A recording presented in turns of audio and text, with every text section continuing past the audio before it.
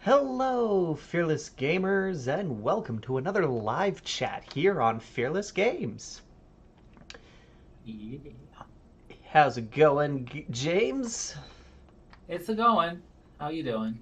I'm not doing too bad. Just chilling.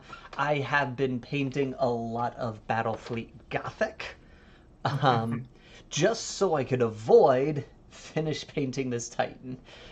No, That's um, the spirit. I'm waiting for it to get warmer out so I can 3D print some effects for this Titan because I like to do. I try to use the big Titan models as display pieces as well as stuff because I can do a little more with them to give them a little more narrative look. So I'm just waiting for the weather to warm up so I can pull out the resin printer and get that going, and then I'll finish building that Titan. Nice, Um, nice. and any projects that you've been doing recently? Uh, I have a test model for my DIY homebrew force, the Fate Breakers, that I have in a state of worked on at some point and need to continue. so, And so now, Fate you know, Breakers, that sounds like a successor chapter. it's a it's a homebrew chapter. It's a successor with a wink and a nudge because you know they're not lost because they're but they're very much Primaris.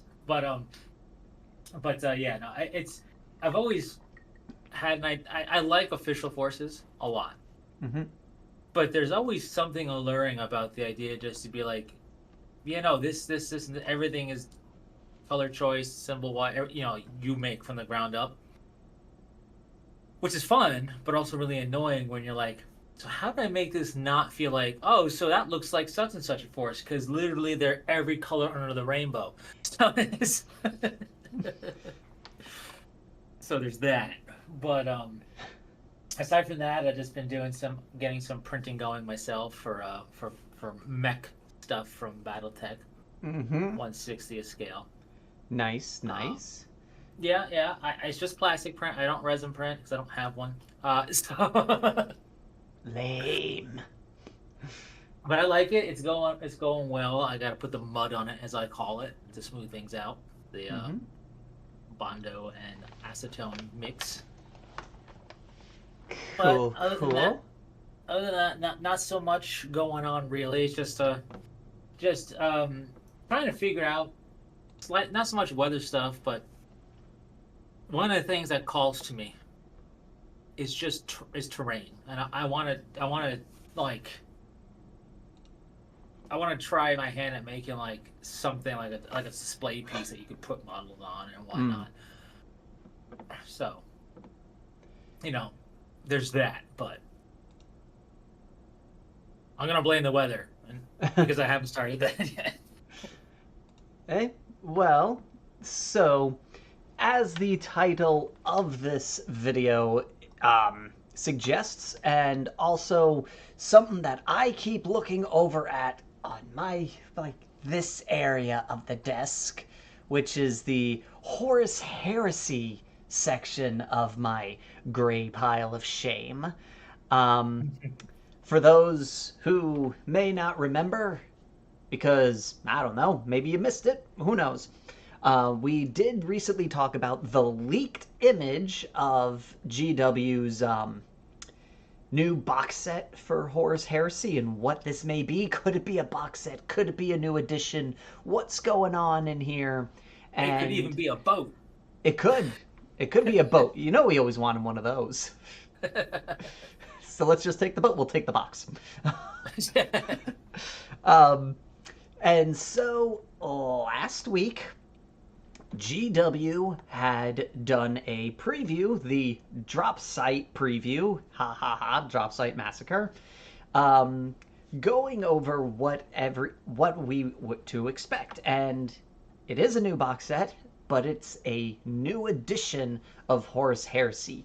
So this is now officially third edition of Horus Heresy: The Age of Darkness. We know how everybody loves third editions of things, D&D, 40K. Anything else? Just a note, I need a 40K glass. Like, I have a Star Wars one for when we're talking Star Wars. I don't have one for when we're talking Warhammer. I don't either. I have a Star Wars one. It's a coffee mug, like a glass coffee mug. Yeah. I got a BattleTech one. It's a coffee mug for my favorite clan. Impressive that you found that. Catalyst Game Labs actually produces the swag themselves. Oh. Like, they have a partnership, so they have the Draconis Combine. They have My Clan Smoke Jaguar. They have Wolf. They have a lot of stuff. Okay. Yeah. They also have a cookbook. I own a BattleTech cookbook. I also own a Sonic the Hedgehog cookbook because, food's an integral part of the lore of that series. So, not to get too off track because we are infamous for that. So, like we said, there's a new third edition of Horus Heresy coming out. When you found out that this was a full edition and not just like, an update or just a new box set, what was your initial reaction to this? Well, I thought cool. I also thought don't get too edition-y on me, GW. Like, I get it. After such amount of time and feedback and wanting to produce, the brand of Terminator that nobody asked for, really, but and stuff like that nature, you're gonna have a new edition, right? It's just how it works. At the same time, I don't need this to become 40K-ified with edition after edition after edition. Like, it's okay to have something like this be a staple that you somehow add to, and then, like, I don't want to say condense, because that's the wrong word, but you add to it, and then you just make it flow better. So instead of it being just a swollen mass of too hard to navigate, that's when you kind of addition it up to kind of just make the map a lot easier to read, and you know what I mean? Like, everything kind of fits better. Like, okay, since I made the third edition joke, after this, I wouldn't mind if it took some time, and then they did the equivalent of D&D 3.5. You know what I mean? Where everybody loved it, it was crazy, and it lasted a while.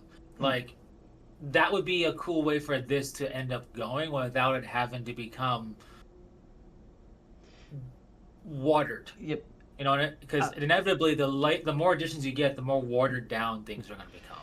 And that's my only concern, is they get edition happy. Yeah. I'm in the same kind of boat. My biggest concern was how much different this edition's going to be. Because they've gone extreme to one end, and like, I understand the edition needs to change, but I do feel like one of the things I like about Horus Heresy is with this edition, as I was discussing with some other friends, there's a meta, but the meta is not genuinely followed. This game strongly promotes more of the fluff end of gaming. This is literally like perfect, I just want to have fun, unless I just want to win. Well, you know what it is? It's at the good blending of, there's a meta such as, well, Space Marines put them together, the forehead smack, right? Like, you're not coming in here with Jenga blocks and some, dude, you gotta, there's a meta for your Legion, but the meta really persists on the rule of cool still, yes. Right? Every game, every setting has the rule of cool, and at some point that gets lost in the pile. It's still there, but it's lost, and that meta, that M word, pops up really big. And that's because I've been really looking into stuff with BattleTech, being that's like the first setting I ever really became a super fan of. One of the reasons the miniature game in BattleTech works as well as it does for as long as it has is there is no real meta. It obeys the rule of cool, and it can do so because of how it does its rules and how it does its units. But with Horus Heresy, I mean, when you really have it as it's Space Marines, the game, the board game, right? Like, when you think of it that way, rule of cool has to come into play, or else everybody is just gonna be. You might as well play the Grey Legion because there's no reason to paint them at that point. Like a good example is Dark Angels have a really strong list with one of their Arts of War, which basically makes their Terminators, which I think every army has it. It basically makes the Terminators troops. And Right. with like Dark Angels, that's like, oh, if you got to win, that's the list you take. But the community's like, yeah, but they never ran that way in the fluff. There always was other dudes with them. It wasn't always just Terminators. And the game kind of promotes that. It's kind of like, so that's what I was kind of worried about, was that they were going to try and streamline it into the more let's focus on a tournament scene with these rules. Um, so far, Isn't that a funny concept? yes. Because like um, you like the tournament scene is where you would want to see really cool, diverse things, but in order to focus on tournament, we got to water it down to like 3 things. It's to so keep weird. everything. It's weird. It's the balance piece. It's, when you try to make it balanced, everything ends up being the same, which is kind of like what I think some people really like third edition 40K for. Third edition was very popular, but if you really think about it, a lot of it was all the same, with just the flavor text making it different. Like, oh, what's this dude do? Oh, this is casting a Destructor. Oh, what is that? It's a flamer, but I call it Destructor because it's using my brain.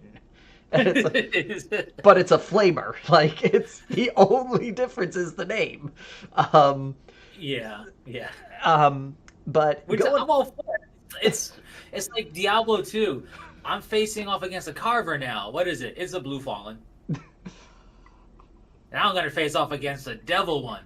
What's that? That's a Black Fallen. What's a Fallen? It's the red one. It's the very basic one, and then Blue's a little stronger. And then you get Devilkin, and then you get like, and it's just, but it works.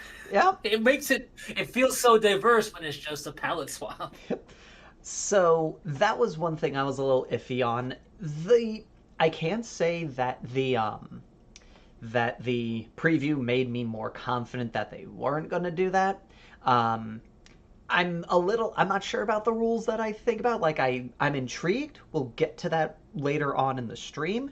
But one thing going off of when you're talking about additions, this is what I think Horus Heresy has that 40K doesn't.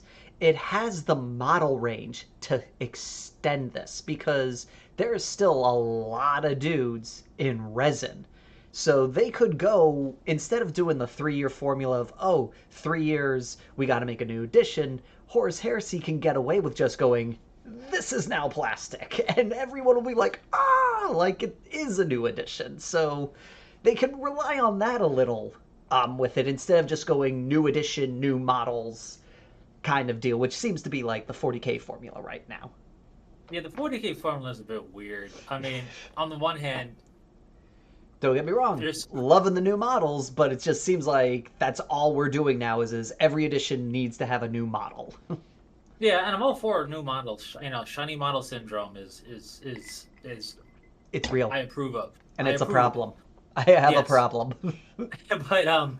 but like, it's just so weird, because I think what makes Horus Heresy strong for people who enjoy the legions is that it's outside of Custodes and Sisters of Silence and Mechanicum and Chaosy stuff, which is just tacked onto your legions, right? Mm-hmm. It's Space Marines. It's one overarching type. We don't have to worry about, well, for this edition, we'll push Necrons and Orcs, and then we'll have the Tyranids come in, and then we'll not even be halfway through all of our different races and have to do a new edition. Wait, what happened? Like, they don't have to worry about that. Yeah. Like, they can just produce really awesome Mark II, Mark III, Mark IV, whatever marks of armor, and then go hit it with that razzle-dazzle of, like, the Legion-specific, like, upgrades. And it's like, oh, it's amazing. It's like, second edition, we had... They kind of... first edition had Mark IV and Mark III. Second edition had Mark VI, and now we've got Mark II in third edition. They literally can just make every new edition just making plastic one of the Heresy armors. I think they got one more left they can do that with, because they have 5. 5 is the only Right. one we don't have yet, because 7 came afterwards. Right. Yeah. Yeah, 7 so was 4th edition can technically. be 5. It could be Mark 5 armor. And it's just, but like, even with that, like that Mark 5, that Mark 6, even you could argue any Legion can have some Mark 6. Yep. You can make up a rule for it, reason, in your head, and it works. Mm-hmm. The point is, it's like they could do that, and it fits everybody. So you don't Yep. have to buy the Dark Angel upgrades, the Thousand Mm-hmm. Suns upgrades. Of course, you're a fool not to, because they're gorgeous.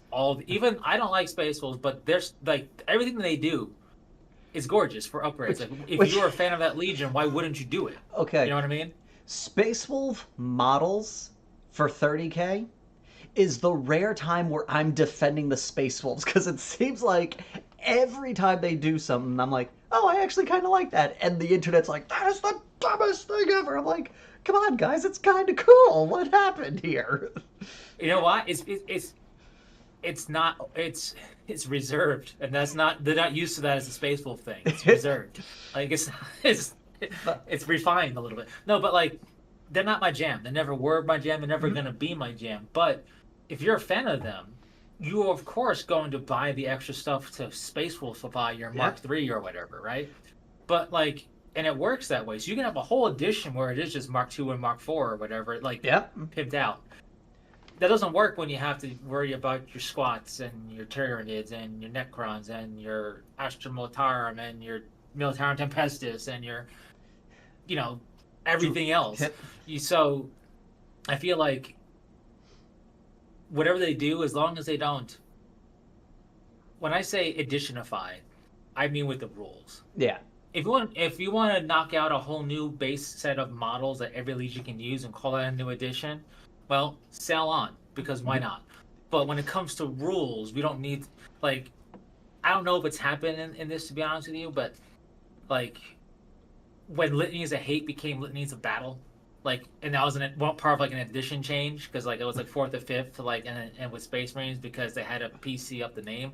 Like, we don't need that happening in Horus Heresy. No. Right? Like, so just keep it the models, and then do rules overhauls when it feels truly like, okay, this could be better. Yep. Not because we have a new edition to crank out. Yes. And so going off of that, let's take a look at what we actually saw in this preview. Now, all these images are courtesy of the Warhammer community page. I just stole them all from there. So we're going to first go into what was basically shown, and that is the box set. The new edition, new box set, which gives us a whole plethora of stuff, including 50 plastic models, a rulebook with 352 pages, construction guide, reference sheets, 3 weapon templates, which is a new color now. As far as I'm aware, they haven't done orange before. 21 dice, 20 regular D6s and 1 scatter die. The classic, which no one ever uses, but you keep them there so you can whack people from not touching your models, the range ruler sticks. Yes. 40 tactical status and objective tokens, and a truly impressive transfer sheet comprising of 1,172 decals. That is quite a lot. You're going to use like a dozen, and that's about it. Especially since it looks like the majority of them are Salamanders and Iron Warriors. Before we go into the meat of this box set, I just want to say another thing. One of the big things I love about Horus Heresy is building an army is really easy, and you can go for a while without needing to add stuff, because like you literally just buy the box. If you've been just buying the box sets as they came out, you never really, I think I've only purchased one like Marine outside of the box sets. All of my Marines that are in my army came from the Calth, the Prospero, and the Age of Darkness box set. And I love that. I love the fact that outside of the box sets, all you need to purchase are like the resin-specific Legion models, the Legion upgrade packs, and the tanks. You really don't need to buy troopers if you've been keeping up with these box sets. Yeah, and really need is really just on vehicles, because Yes, you don't you need need the tanks. Legion upgrades. No. If you could kick bash and convert up stuff to look close.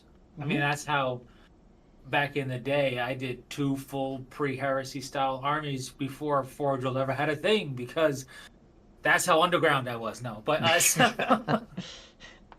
and I use a whole lot of high elf bits to make my Thousand Suns, but and Tomb King bits. But Yes, Tomb Kings were great for converting Thousand Suns back in the day. yeah, them and the elves, because I would get I forget which helmet I would use, but I would put the little crescent thing from the elves on the head, and then look just like yeah, back in the day of the yeah, helmet. because they had like the moon thing looking. Yeah, but like, so you could do that Mm-hmm. if you happen to have stuff like that laying around. But they also have just amazing looking bits for your legions, so Yeah. by all means indulge, right? And Yeah. that's why it works, because again, scale creep aside, it's always going to happen. I don't care what anybody says, it's a thing. Live with it. That aside, just keeping up with the Joneses here. Horus Heresy has Mark II through Mark VI armor, so you're gonna get a lot of mileage out of that. So. And so, speaking of that, what we get in this box set are, I believe if I've counted them correctly, there are 40 Mark II Marines in this box set.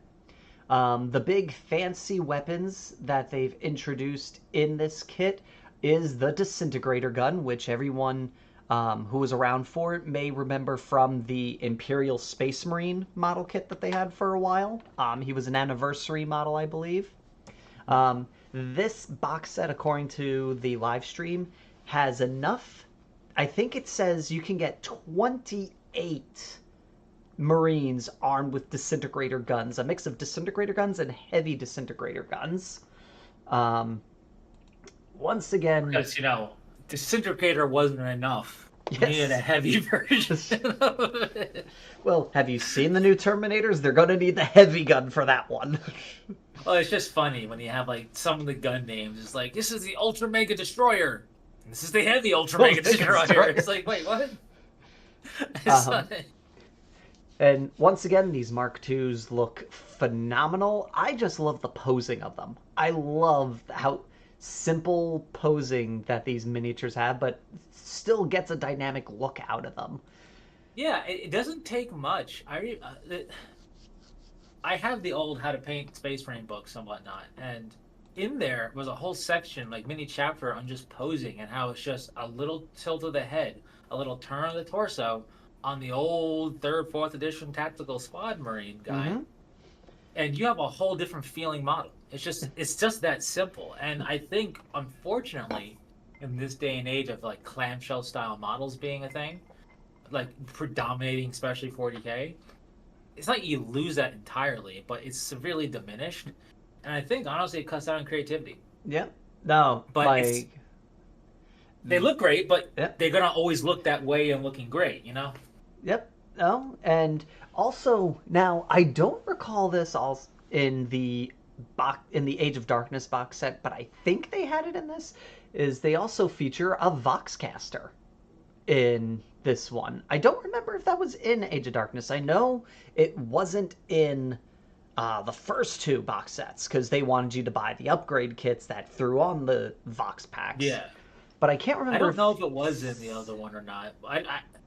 These things, I don't mind them at all, but it's one of those bits and concepts that I literally pay 0 heed to because I'm like, I've never once felt like I need to put on my model to convey that they could talk to things. You know what I mean? Like it's well, I get why it's there. Yeah, well, in this case, it actually does have a purpose in the game. I think it lets them. I think it lets them re-roll, or lets them use someone else's leadership with their from a distance. one thing that I like, and this is a cool little bit for anyone that doesn't like the Vox boxes because of the fiddly bit antenna. What I saw once on a video is this guy actually takes a stiff bristle brush and he uses the bristles in those because then it'll bend and not break, but it'll always bend back to Yeah, standing straight up. It's one of those ingenious moves where you never think about it, but when you look at it, it's like it makes so much sense. it does. It's like when people use certain bristles on a brush just to do like tall grass because it just Yep. stands up and won't fall over. But Or using pins, like sewing pins, can also work because they got the round top on yeah, them, and you just stab it into their backpack, put some glue, it won't break unless you yeah, really try and bend it. right. I mean, yeah, I get that. And earlier, like the rules thing, I get, but I meant like the actual like representing it. I never like. I Gotcha, like to be gotcha. WYSIWYG, but I'll just put something fancy on it, like it'll have a back banner or something. It's not gonna be like, oh, he doesn't have the phone on his back. It's okay. You can tell he's different. It works. Like I never really worried so much about it. Bluetooth, man. He's got Bluetooth. Right. This is the 41st millennium. Yep. Okay.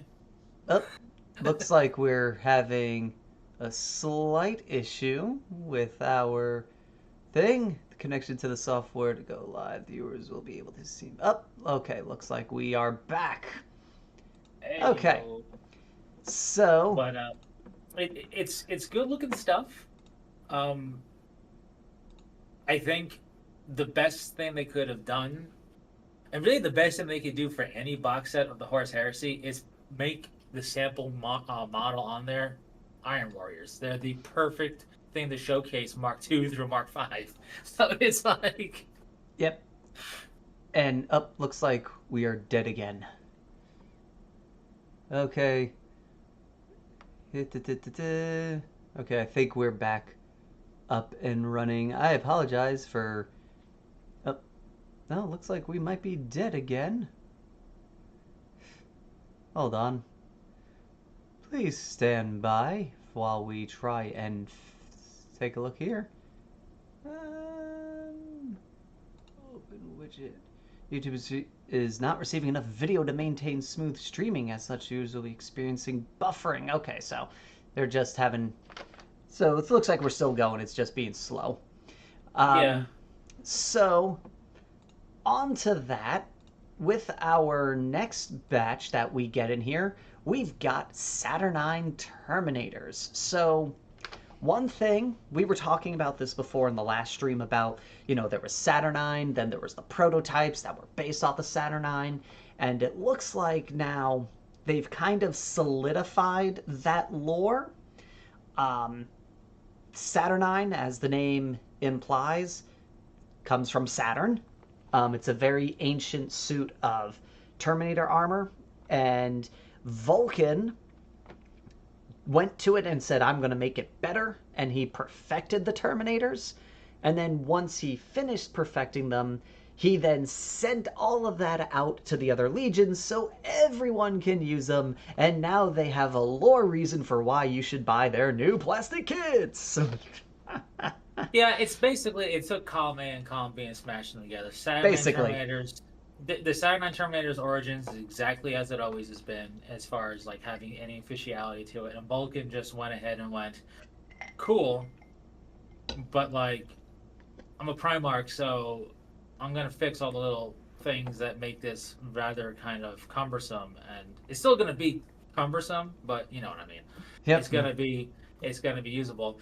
I I like this concept. I do wish that maybe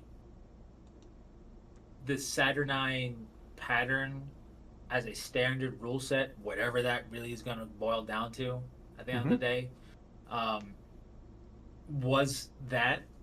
And I would have liked Vulcan to been like responsible for helping get this awkward pattern of Terminator armor to the other legions. But then, much like how we have the Tyrant Siege Squad of of Terminators for the Iron Warriors and the Ultramarines, something similar, and much like we have the Deathwing Knights and things specific to that in the Sekhmet, I would have loved Vulcan's perfected design to have been a Salamander exclusive unit. Kind of like in the original lore, where it was he built his own, like he built his Vulcan version for the at the Dropsite Massacre, make that a Salamander unit, make it the prototype, like not sort of like you could call it, you could kind of like call it Saturnine Mark II in a sense. I mean, more so just like not even that they were prototypes. Like here's Saturnine, and whatever Saturnine is gonna have rules wise, he's gonna have, but it's a special unit of Saturnine. Yeah, kind of like like not so much that like they are a whole different revamp of the armor, but they have some special rule or some special abilities or some special war gear that makes them stand out a bit more. Just because Saturnine is as silly as it looks, so why not try to have Salamanders stand out a bit? Yeah, because like if I recall correctly, when they were like still they're separates, the big thing was he put like a gun between the two shoulder pads, like over their heads. That was the thing that's the one thing I wish they would have kept as an option, because obviously, now to be clear, I don't know if they're showing us everything. Yep. You can't ever be too certain, but much like how we have multi-melta, heavy flamer, not multi-melta, but whatever, heavy flamer, assault cannon, plasma cannon, and then the Cyclone missile launcher on 40K Terminators, and the Cyclone missile launcher sits on top. I wouldn't mind there being a special optional upgrade for something that sits on top of these guys, because it always made the most sense to me, because you have these gigantic shoulder pads and support up there. You might as well strap a gun to it. And it looks like there is 2 versions of these, so you get 6 of these guys in total. The first 3 are armed with what looks to be like some sort of, I'm assuming some sort of flamery weapon and a power fist.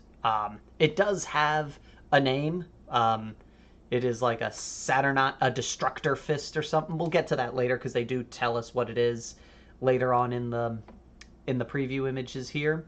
But they also have 3 that are all guns. Genzo disc? No. But then they have one where they swap out the power fists and for giant plasma cannons. Because one of those power fists has something attached to it.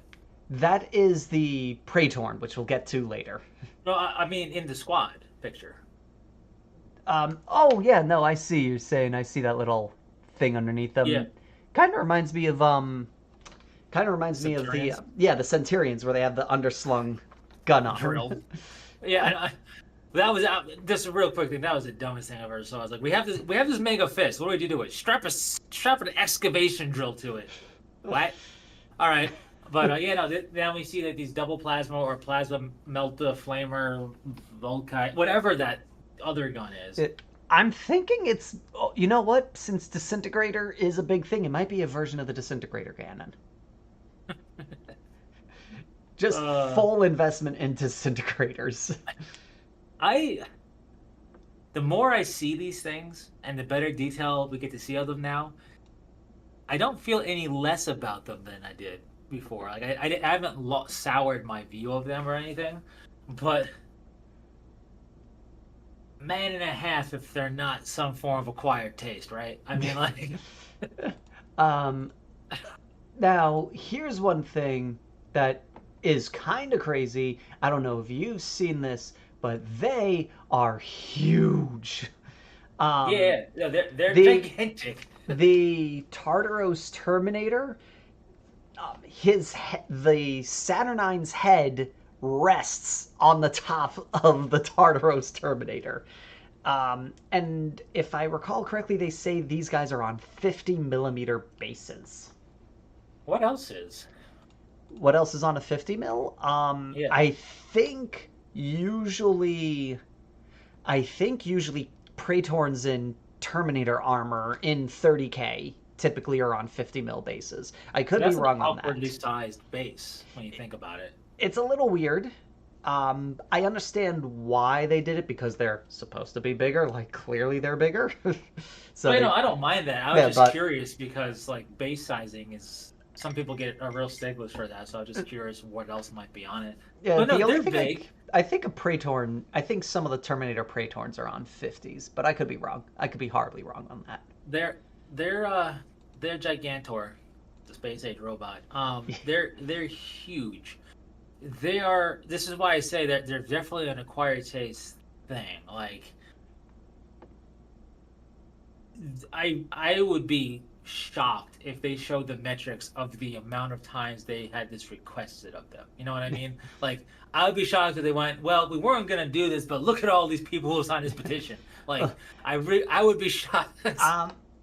Believe it or not, I have actually seen some people who will scour eBay for them and have whole Deathwing armies of the old Rogue Trader Terminators. Yeah, but they're of the appropriate size to do that. But they're Like just you're not like, gonna have a whole Deathwing of Saturnine now. Like that's, yeah, I mean, you no, could. It's too big, but like, way too big. and people have converted this up. Yep. Part, like I said in the prior thing, if people didn't check that one out, is I wonder how much people who have converted it up and scoured it was because it's so indie style. Like you don't know if you're not a real fan unless you know what these are, and how much of it is legitimately liking shoulder pads at Super Saiyan 3 level. Like it's like One it's ridiculous.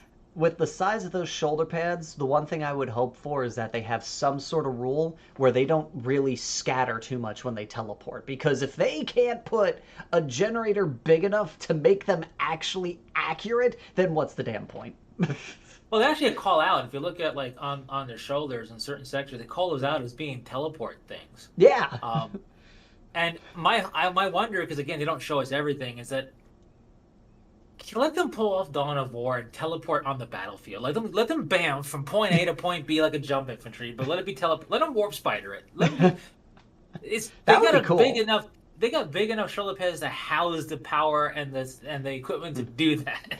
I would probably even be fine if they made it like a once per game thing where they're over here. Oh crap, the objective over there is needed once per turn. Teleport all the way over there because they've got stubby legs and really heavy shoulders. That, or if failing that, let them generate a void shield. I don't care. It's ridiculous. Like it's ridiculous.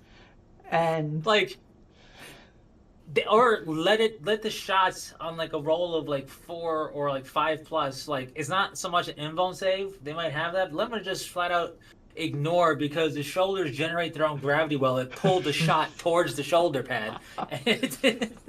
Shoulders are just bullet magnets. Right? I mean, that's full kind marks. of... Full marks for making a modern version, though. I gotta give, not just making a modern version, because there's been third parties who've done that. Make them full look marks good. For doing it. Full marks for doing it to the GW level of standard of plastic sprue. And it just looks good. I'm sorry, not my favorite pattern, but they look good. Like They look good for what they are, but Yep. but it no means would I ever pick one out. I just seeing some of the seeing that if you were an alien race, like let's just like an Exodites, you are Exodites that have been cut off. You've never seen a human in your life. Imagine what they think they look like without the armor on when they just see that. They must have giant bone protrusions sticking out of their shoulders. But also, like, you mentioned the 50 mil base, and we saw it next to a Tauros, and that's going to be basically similar to Cataphracti, and even the modern Primaris level Indominus, I'm sure it's probably bigger than that. We have to remember what Terminator armor really was for, outside of being able to get stepped on by a Titan and brush it off, and going to really hazardous environments. They're also for Zone Mortalis combat. They're like, there's no way this is gonna board a ship and do anything. It's gonna get stuck in the hallway. Like, all right, well, nobody goes down this hallway ever again because I can't move. You have a new door. Congratulations. Yeah. Self-installing. And now We can take over the hangar, and that's it. The rest of you have to go forward. Um, so, with that, you're going to need some commanders following these guys. So, we get two, like in every box set, and you've got a Centurion in Mark, or Centurion, or however you pronounce it. I say Centurion. Um, in Mark II power armor, it's funny, I say like I pronounced it different ways, but I didn't at all. This guy's got the classic. He's got the bald head with the face mask, which is very popular. I don't know how I feel about that. I don't know if it's because I'm so used to that one dude in Star Wars, the Old Republic cutscenes, or what have you. But I don't know. I'm hit or miss on the half mask with them. But he looks like he's got a combi bolter melta, a floating servo skull, which looks like, going off the cinematic trailer, looks like it takes a wound for him. Because in the cinematic, you see a shot hit him, but then the servo skull disintegrates as the shield around them breaks apart. And the Mace of Doom. And he also comes with a helmeted option. I appreciate and this has been becoming more commonplace. It's not like this is the first time we've seen this, but this is more and more commonplace where some type of special HQ or straight up a character has a helmet and an unhelmeted version. They've been doing that a lot. Sicarius really started it, I think, as far as characters go. And then for like special, just generic HQs, we've seen it all the time. Yep. But I really appreciate having both options because first off, that helmet's glorious. The plumage is fantastic. Beautiful plumage. Yeah, and just I'm a fan of a good mace. I get the sword. I mean, I'm a Dark Angel fan after all. It's their symbol. I get a sword, right? Like it's cool. It's angelic. It's mighty. It's not a lightsaber because that's copyrighted, but it's a power sword and that's just as good. But there's something about a mace that just feels so functional. Like, yeah, of course, I'm trying to crack open other power armor. Like, it just works. And it doesn't look ridiculous. It doesn't look like a bunch of birds clumped together and their wings. Like, I get that's a huge motif, but the first chaplain they gave us, I was like, that mace is a little too silly for me. Just a tad too silly. I don't mind the eccentricities of the mace. I get it. It is a bit silly, and a Crozius Arcanum is meant to be silly. Because the Crozius Arcanum is just a holy mace, so it's got to be, you got to have your holy maces to pieces. Yeah. Well, like, that worked because it wasn't too crazy, but like that one was just ridiculous. Oh, yeah, no, I get it. But I just mean, like, I enjoy a good, solid mace. Like, there was or power maul, whatever you want to call it. One of the old pewter, like, Space Marine sergeants had a mace, had a maul, and he also had like the older armor. He looked glorious, and I just really liked that because he just looked like he came to party. Like, I'm here to party, and the party ain't gonna stop.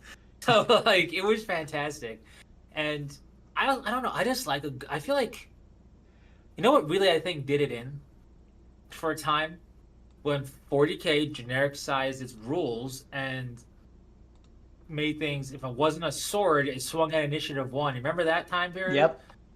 I was like, and then nobody fielded an axe or a mace ever again. Yep, unwieldy. I'm like, I think that was 6th edition.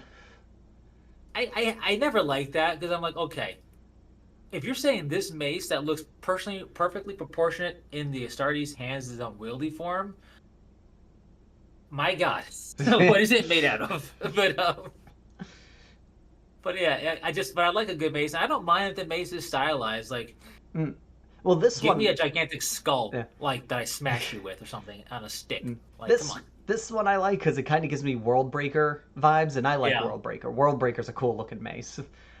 And it has a good design, and I don't know if they made this guy up after deciding that they were gonna do this box set of Salamanders v Iron Warriors, or it just happened to fit because it feels purpose-built for the Iron Warrior. Speaking of that, the next model, talk about built for, is a Praetorn in Saturnine Terminator with the most salamandery salamander mace I have ever seen. called the Saturnine Power Hammer. Because Thunderhammer didn't get the point across well enough. One thing I will point out real quick that I really appreciate, and forgive me, this picture is really crappy quality. I don't know why, but it is. But it appears that he comes slightly posable, as he does come with a axe, and you can swap the hand that the weapon's on. So the hammer's in the right hand, the axe is in the left hand. So it looks like he's semi-posable, which is rare. Usually the captains in these kits are not posable. True. Although I will take off a point. When he's shown as a salamander, I don't care. The ranged weapon on his fist, Destructo Disc thing, should have been painted up like a Belta. Yeah. Or a flavor. Yeah. I don't care. I will say I love the hand-mounted weaponry on a lot of the models. I just think on Space Marines and such, that just looks freaking cool. And to have it on there just looks so good. It looks good. I'm curious. His full stats and everything. Yeah. I love the hammer. The axe is great. I like a good axe. But it's a hammer. And it's not just a hammer. It's a Saturnine Destructo Disc hammer thingy. Like it's and I say that because it's got its own fancy name. But, and I love it because so far in almost every box set, the weapon for the commanders changed. Yeah. So I feel like, well, I can't give him the axe because the last dude has an axe. This guy's got to have a hammer because no one else has a hammer. And he's got to have a hammer because look at how big his shoulder pads are. The logic works. Don't ask. But this model is huge. So here he is next to Vulcan, which has been deemed the biggest Primarch model in the character range, which is BS. It should be Magnus, but that's neither here nor there. And he is nearly as tall as him. His mighty shoulders, go up to Vulcan's head. The only reason why he is slightly taller is because of his iron halo thing on the back of on top of his shoulder pads. Makes him slightly taller than Vulcan. He's a big guy. Very big. I will say I really like the detail of the Saturn. Like, this is my favorite Saturn 9 Terminator. Mm-hmm. Just the detail on him. I love, like you said, wrist-mounted equipment. Vulcan Heston has wrist-mounted equipment. He does. Every Grey Knight does it. The Sanguinary Guard used to do it. Like, more Space Marines to do it. Yeah. To go back to what I was talking about with like the Fatebreaker concept for my DIY, part of that was integrated tech was the idea behind the concept for converting stuff. Okay. And before we got clamshell everything, which made it next to impossible. So I was going to have stuff integrated to represent like, I can aim and shoot, but I also have an armor that's full of sensors where I could point my hand and you disappear. Like, why not? So. And with this also, now we're getting into the big stuff. This is one of those things where, again, every box set usually has a bunch of troops, a set of elites, 2 HQs, and 2 armors or vehicles in some way, shape, or form. And the first one that came in here is the Arcanine Quad Accelerator Platform. Basically, the Hydra Cannon on steroids. We got to give it more words to make it sound more impressive. It looks like they basically took 2 Sakaran turrets and put it on a platform. What I like about this, if I don't know, because it's just called a platform, I don't know if it's going to be in the box set. They're usually pretty good about that, though. Oh, no, it is. This is true. This is no. I know this is. Oh, but I mean, sorry. Sorry. The platform has weapon options. Like, I remember seeing one that had, like, plasma or something. I think you're talking about the Tarantula.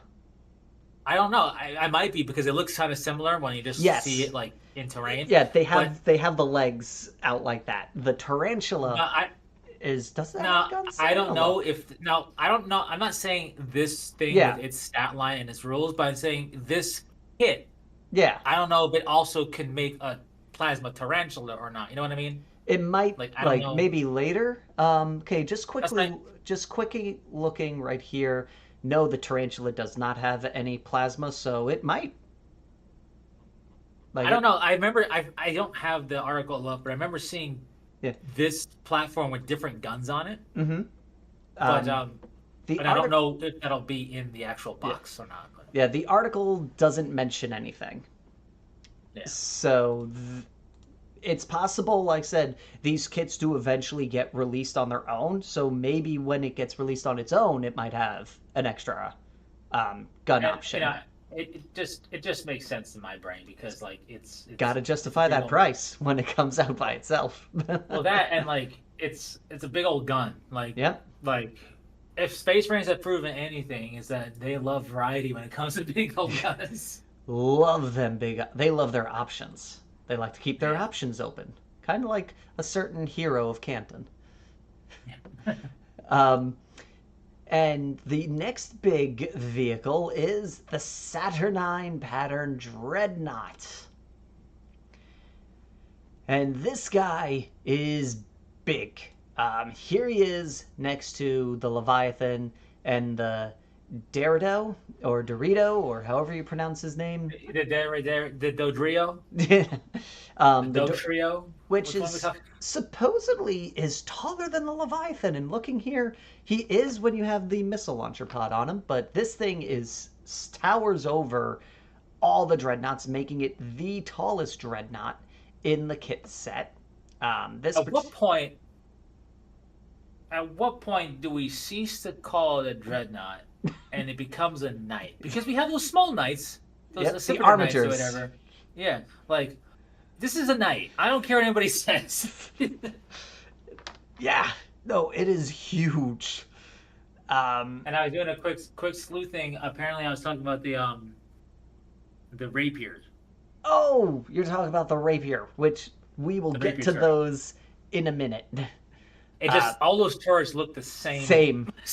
Yes, like I said, because I thought it was the tarantula, because the tarantula has the same platform. Yeah, but this knight that cosplaying as a dreadnought is pretty cool. You know what? I think this is partially what had the Saturnines grow on me, because he looks freaking cool. He And does. and just him sitting there and then having the little mini me's behind him, I think sold the Saturnine for me a little more. I would love if he has a teleport option. Not like on the battlefield, like he could bamf in with them. Like, oh, here I Oh, am. And it's like, oh, oh, that would be oh freaking. no. That would be very scary. Somebody called for a whooping because I'm here. It's just, and I thought this about the knights with some of the Forged knights. At what point is it not just a titan? Like some of these things are just ridiculous in size. They are, and So is that a disintegrator? Like is that a mega pattern disintegrator? Like a Vulcan mega bolter? Is that a Vulcan mega disintegrator? Like what are we even doing anymore? so it has a disintegrator cannon Of course it does. and a heavy plasma bombard or photonic incinerators. I know what that is. I believe now the article makes it sound like an optional weapon for his arm. I think it's the two side weapons underneath his shoulders. That's the Just feel like it's like I just feel like we need a little bit of some help here with understanding what's going on. let's see, it's got a thermal diffraction field, power hungry weapons such as the disintegrator cannon, heavy plasma bombard, or the photonic incinerators. Yeah, so the incinerators are the little two guns underneath him, And then you got the disintegrator cannon, because you got a gun, you got a heavy gun, you get a cannon. Yeah. And the plasma bombard, which I guess is an alternate version to the Leviathan's gravity bombard. Sure. I just, you know what's gonna happen. These weapons are just gonna get bigger. They're gonna get put on a super heavy tank and eventually onto a Titan. There's gonna be a Titan version of this disintegrator cannon. It's gonna be because Titans don't have enough glass everything in a square kilometer radius. That doesn't even make sense, but it does when you're a Titan weapon to say square kilometer radius. But like it like. And so going off of that, we have the rest of the stuff in the box set, which is the reference sheets, which I love, because it's always great to have reference sheets, and they give you enough for 2 players, because they built the box set to either be a one and done army in a box for 1 person or 2 starter armies, which I appreciate. Yeah, for sure. They got the rule book. They got new objective tokens. Now, these are objective tokens, and they're status counters, which will segue into the next part of this stream in a little bit. You got your dice. You got your range sticks, which seem to be wider than your traditional range sticks. So these are going to be a little more, less wiggly. I'm convinced it's in some contract somewhere that they must include sticks in every box.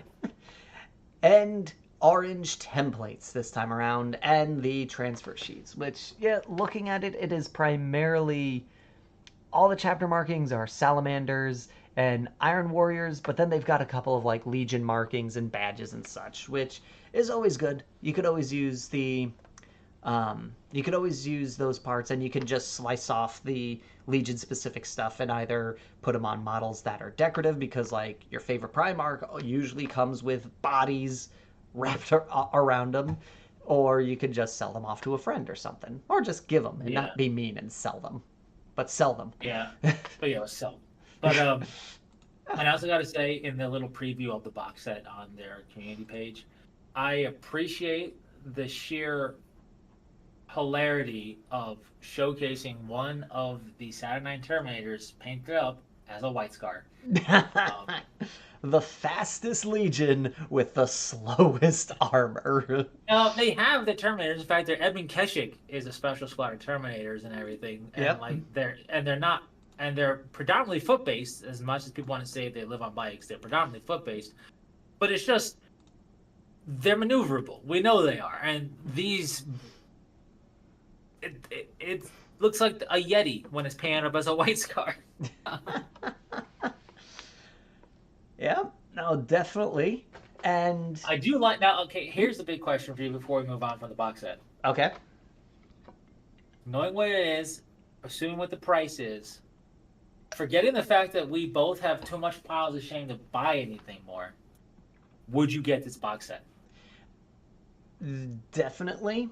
Like I was saying in the beginning, this would probably be the only thing I pick up to expand the force, with maybe 1 or 2 like tanks, but that's like, again, that's not something I would be thinking about. If I went and got this box set, then I would be like, I'm done for 3rd edition. I don't need anything. And I love that. Right? That's what I love about these box sets, is you can do that.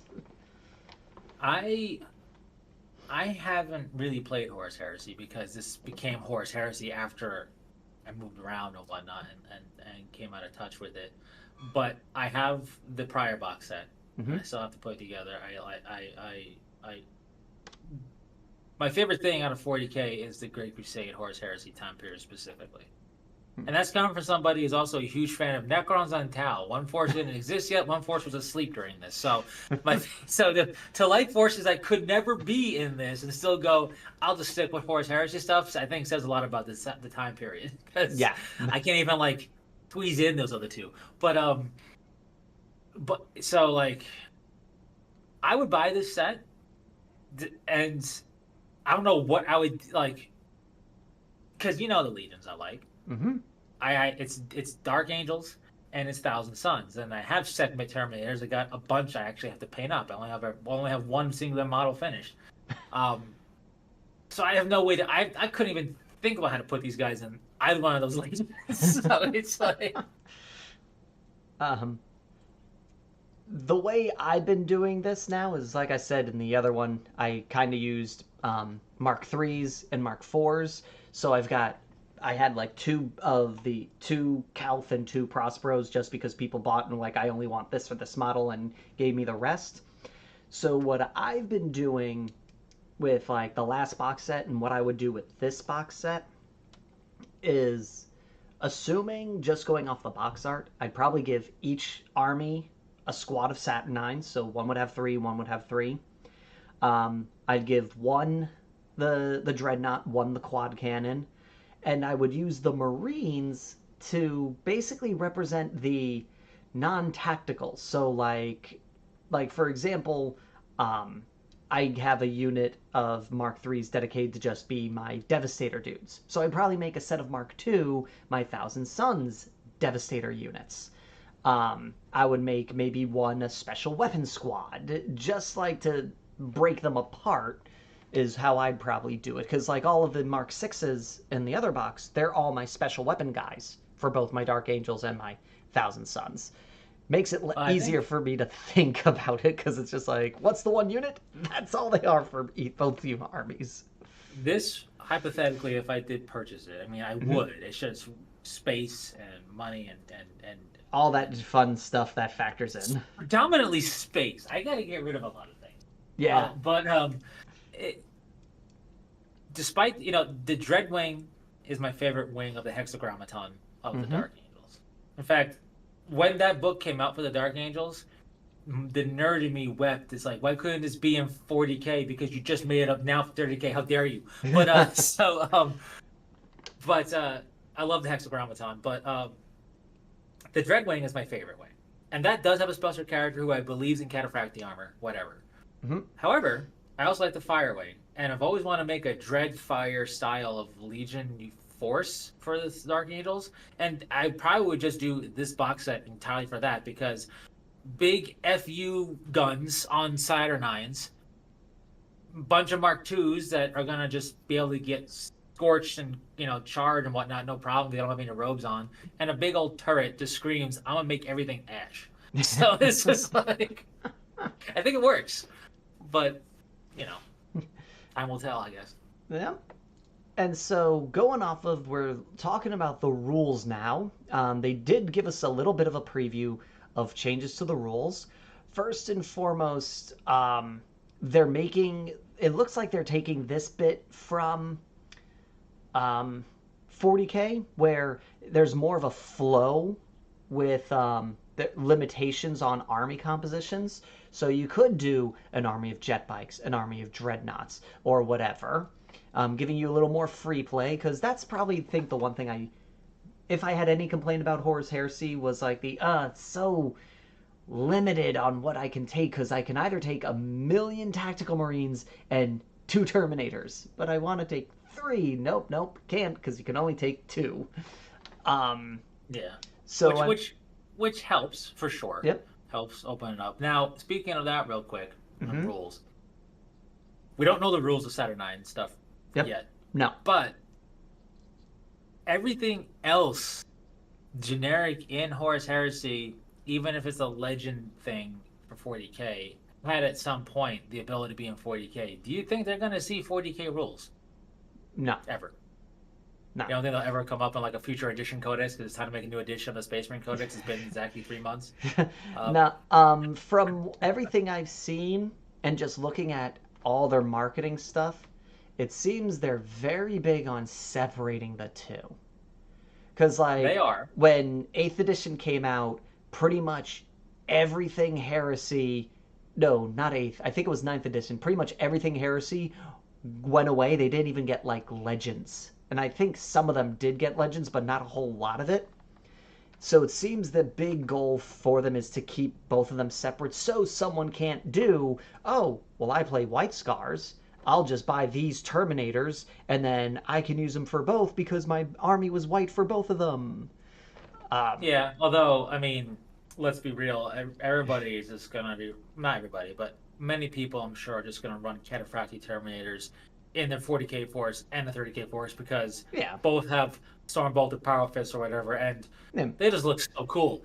But Yeah. Outside of Proxian, yes, I think that's what GW is basically sticking with is, you know, Proxian is the most we want people to do with these models in the 40k scene. So I don't think we'll ever see these guys in 40k. Yeah, I think this fits because like it's non-dreadnoughts, like non-vehicle stuff used to be in 40k, but like the Dara the Diori Dub Trio guy never really was, nor the Leviathan really, not really. Yeah. So these guys are big enough; they're basically mini dreadnoughts, and then they're dreadnoughts and mini knights. So I don't think it's gonna really need to worry about it. They also talk about how it'll be easier to ally armies, so you can have Space Marines with Solar Auxilia or Mechanicum, which is nice because there were events where they did work together. Yeah. And, yep. I'm curious. This is a Dropsite preview. Mm-hmm. So it's really like one of the things that I have a hard bearing on this, because the Dropsite was the very beginnings of the heresy, truly. Like, you know, we weren't seeing the legions fighting against each other prior to that time, really. Yep. When this event happened, it was like what do you mean they're fighting each other? It was even more. It was like, what do you mean it's exactly half? We thought we had more legions than Horus did, because that's when the Yep. reveal came that it was everybody else. So timeline wise, is this meant to be like?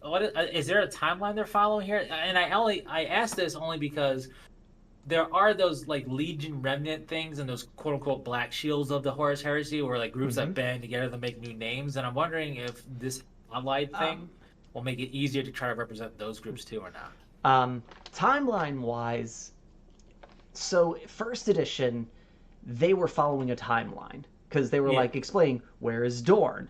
No, they were like, well, where's the Lion? It's like, oh, the Lion didn't actually start doing stuff until later in the story. These guys didn't do anything until later in the story, so we had to wait for the timeline to catch up. It looks like when second edition came around, they were just like, no, boom, no timeline.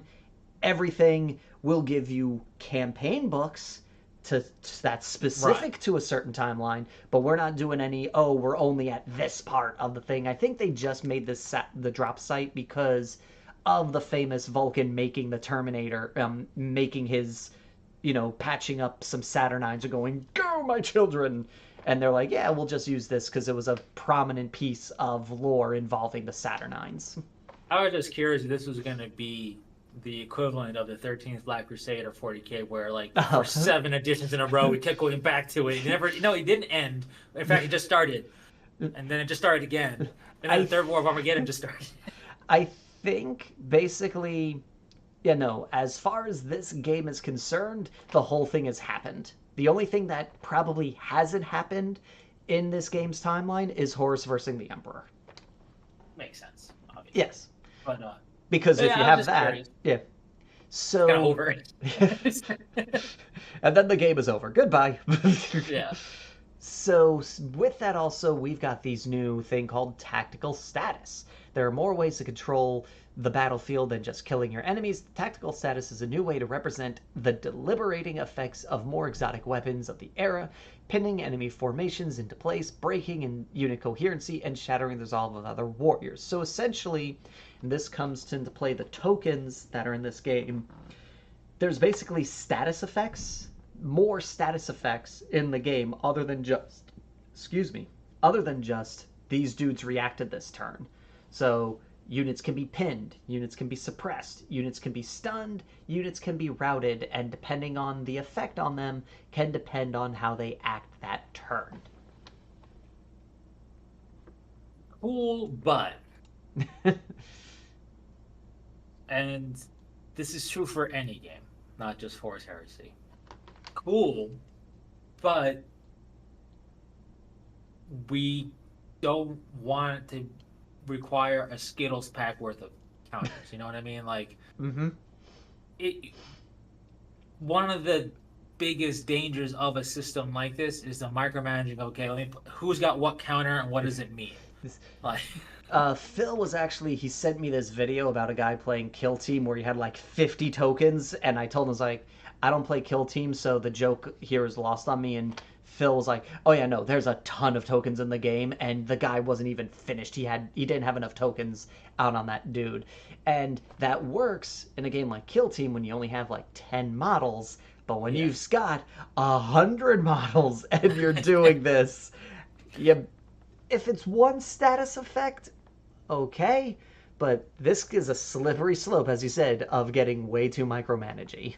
like this is like an MMO where it's like, okay, I'm going to buff myself up, I'm going to debuff them and put DOTs on them, and then we're gonna. It's too much. Like it's like you see the enemy's health bar and you just see like a plethora of status effects on it. Is what this feels like. Could not this literally, but what it could easily slide into.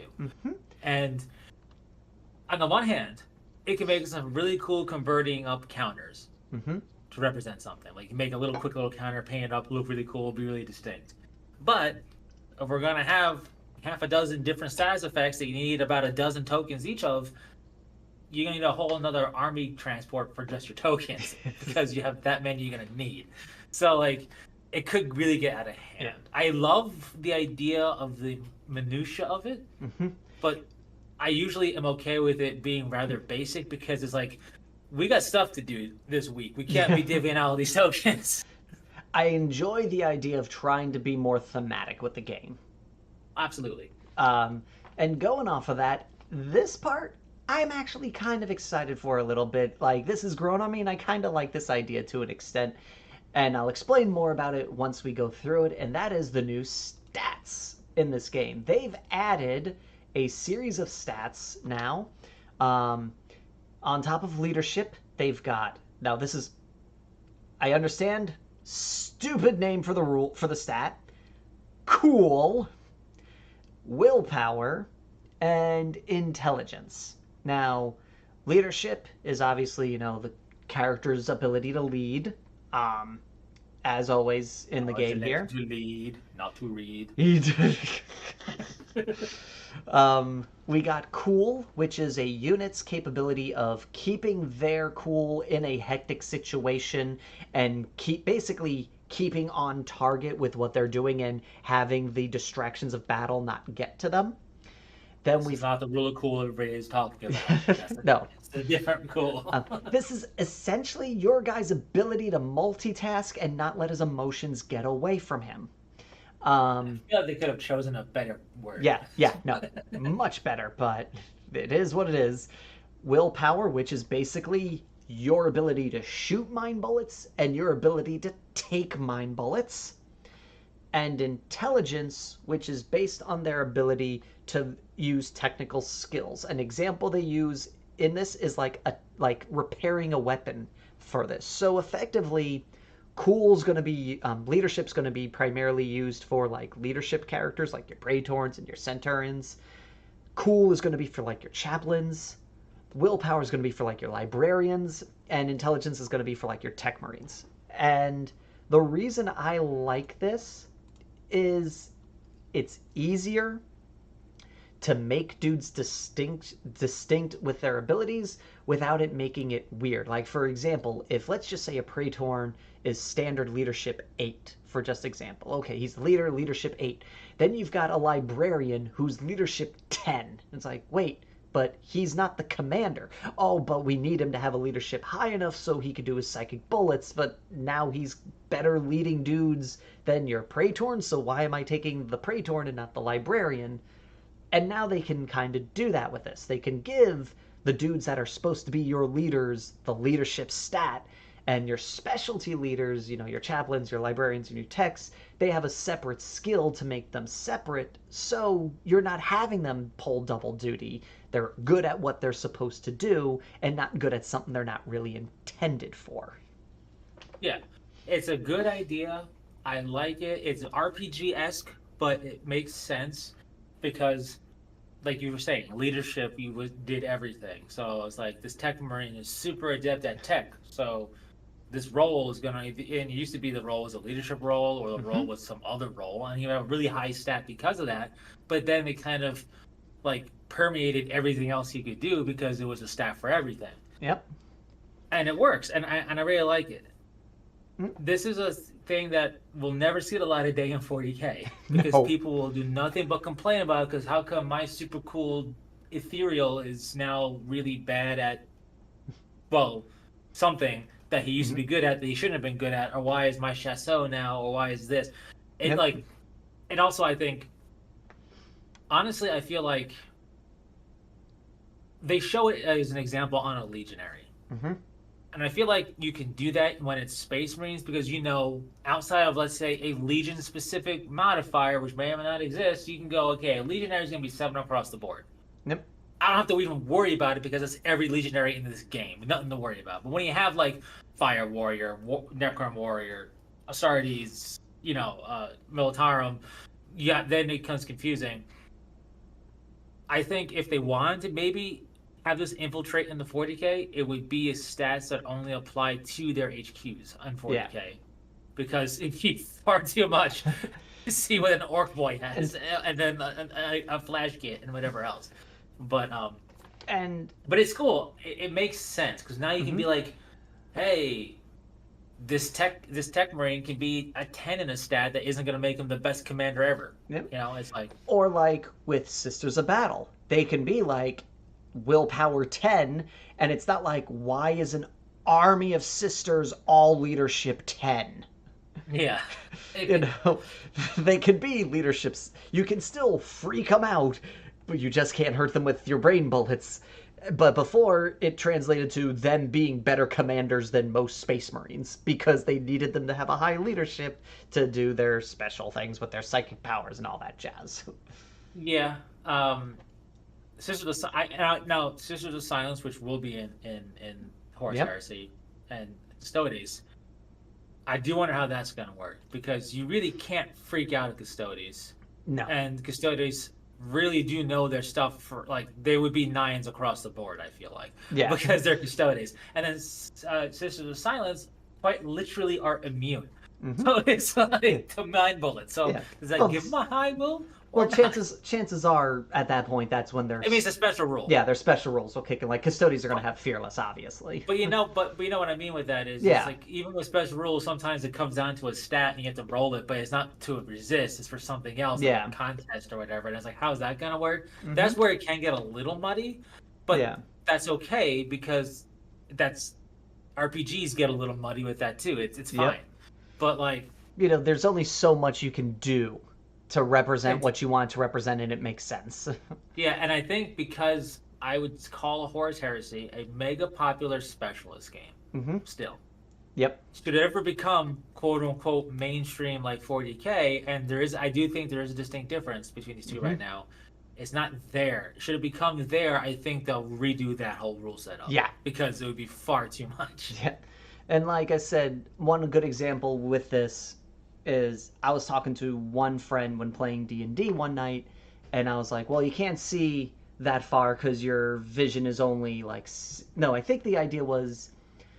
I was like, you can't shoot in combat. He's like, but in Lord of the Rings, the dude does it all the time. I was like, yeah, but they need... If you could shoot in melee, then there would be no point to melee guys, and you wouldn't have that weakness to you. You know, the game rules got to do something. You know, there's got to be some sort of checks and balances. That's why things like point blank shot exists, and it's a special ability or feat and has still stipulations. Yep. So like, but it's just that general, like, going off of, oh, well, how can they do all this and all, you know, there's going to be a check and balance where they won't be able to perfectly. And you're going to have that, or you're going to have people who are going to be like Cypher, where it's like, my gun's a power sword. It's like, oh my God. It's like... And now, going off of this is the part where part of it I like, part of it I'm not sure about, but I understand the method behind it, which makes me, like, sort of on board with it, and that is weapon profiles. So we got here, like, 2 weapon profiles. We got a ranged weapon, bolt pistol, and a melee weapon, a Saturnine Disruption Fist. So ranged weapons now, they've got range, FP, which is, I believe, how many shots it can take. Range strength, which is the big difference here. AP and damaged, which carried over from 40k, which is kind of cool. They can help make their weapons more distinct. Range strength is now a thing because there may be a character that boosts the strength of weapons, but he doesn't boost range strength. So your melee dude can't boost guns, and your gun dude can't boost melee weapons, which makes a whole lot of sense in my opinion, because it was always like for example, like if you had a dude who's just nothing but, like, a good example is Azrael. We'll just say Azrael's a melee character, but his abilities boosts range weaponry as well. And you're like, well, if he's using a sword, how is he making the gun shoot better by pointing with his sword? Kind of a deal. Yeah. So again, I feel like they could negate that though by just defining the buff. Yes. You know what I mean? I think they're doing this just for partially for wording, so they don't have to go, he affects only rate, like he could just say +1 to F to RS, you know, because Horus Heresy's biggest problem is the encyclopedia of rule explanations in a single thing. That's true. So I think they're doing this so they could just go +1 to RF instead of going, this boosts weapon attacks except for weapons that do X, X, Y, and Z. They're just making it first so they can get rid of the word salad. But I like this idea because, again, your ranged characters now only affect range, and you need your melee character if you want to have a melee buff. Well, by that token, so then SM will probably be strength melee. Yes, that is what that is. To a degree. I think, right. Or the strength modifier for the melee. Like, obviously, it's not, it's what you're doing. Whatever is the equivalent to RS, is my point, should be also done that way in the abbreviation. So it's RS, not SR. It should be MS instead of SM. Just so people go, oh, I can see. You know, so clear as day. That goes into the part where I'm like, I get it, but I'm not sure how I feel about this. Is melee weapons are not melee weapons. They're boosts to a model's melee stat. So they now have initiative modifier. So this is what... So the model has an initiative mod, and this weapon modifies it by 2. So it makes it -2. AM is attack modifier. So it determines how many attacks. So if the character has 2 attacks base, if the weapon modifies the attack to, like, say +1, this would be a +1. Why is AM say A on it? Because it uses the character's generic attack modifier without adding to it. So he doesn't gain an extra attack for having a Disruption Fist. See, I don't mind that concept because when you think about it nowadays, and 40k has been doing this for many editions, that's all a melee weapon's been doing. It's been modifying your melee capabilities with its own little stat profile. I just feel like they could, like, instead of putting A, because, you know, when you think about it, you're so used to, if you played 40k and 30k, you go, it's numbers, numbers, numbers, numbers, why is there a letter? It should just been a dash there. Yeah. You know what I mean? It's like... And then you've got strength modifier, so it increases the unit's strength by 2, AP 2, and damage 3. And the reason, like, I'm not sure about this, but the part that I kind of understand with it is, a chainsword in a Space Marine's hand is a deadly weapon. But a chainsword in, say, Corswain's hand is a lethal weapon. So why are they both striking at strength 2? You would figure Corswain would be a little more deadlier than that, so his stats would be slightly buffed more because he's got a better stat line than a Marine. Well, it's not always about the strength. He's still a Space Marine strength. Now, he could be deadlier in the damage or something. Yeah, but, like, you get what I'm saying? Like, usually their stat profile is based on that. So, like, okay, we'll give him a +1 to his strength to represent him being more skilled. He can cut through things a little better because he knows where the right spot in the Right. armor is and all that other kind of stuff. Well, this kind of comes back to the whole cool willpower, leadership, Yep. intelligence thing, where this is able to do that without making it just be stronger. So now he can't Yep. cut through a tank for no reason. You know what I Yes. mean? Like, which I get. I do think, and also in the case of course Swain, and I assume other special characters, they'll never have to hold a chain to it because Yeah. they got too cool of a sword in their hand already. Yes. But like, I have no problem with this, with the melee profile weapon basically being like, it's not really a weapon, because we can get philosophical and go, what really is just a modifier. Yep. But like, at the same time, it can I don't be want to say it feels it doesn't feel clunky, but it's not exactly silk.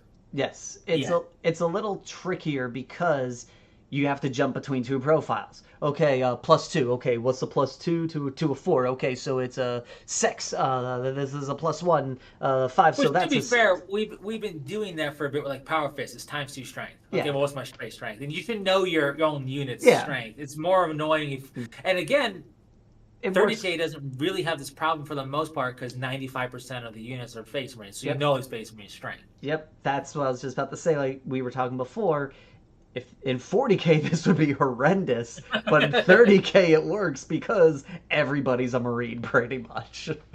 Even for the most, enough people Yep. are Marines that it's known well enough. Yep. And also, even if you're not a Marine, there's enough Astartes out there in the world that even somebody who, let's say, plays Tyranid in 40K knows a tactical Marine stat line, so it's fine.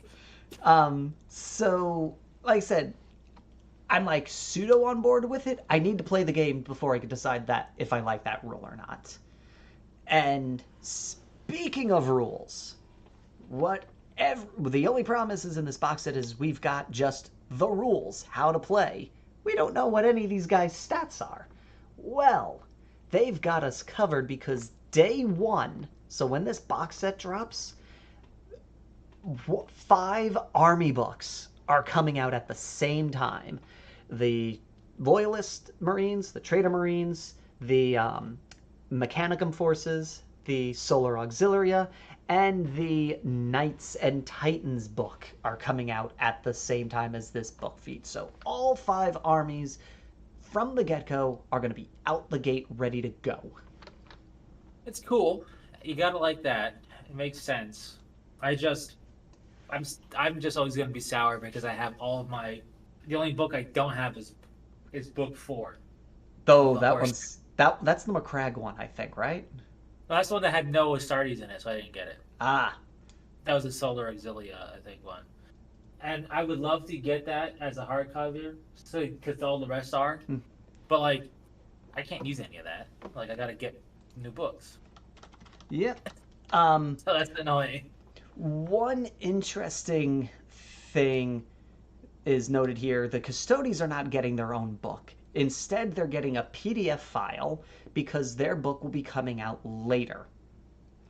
Which is interesting. Now, I totally doubt this.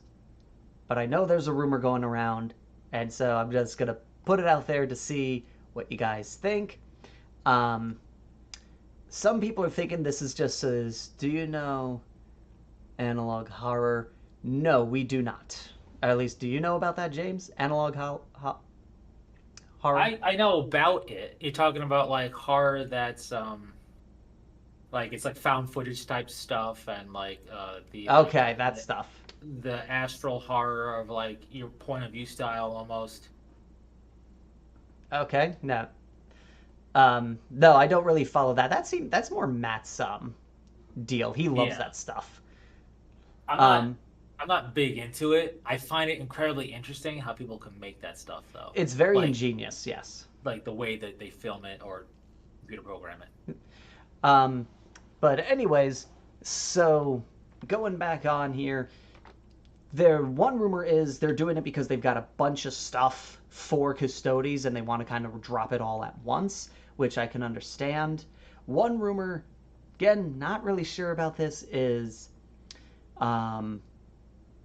they are thinking it's because the Emperor is in the book.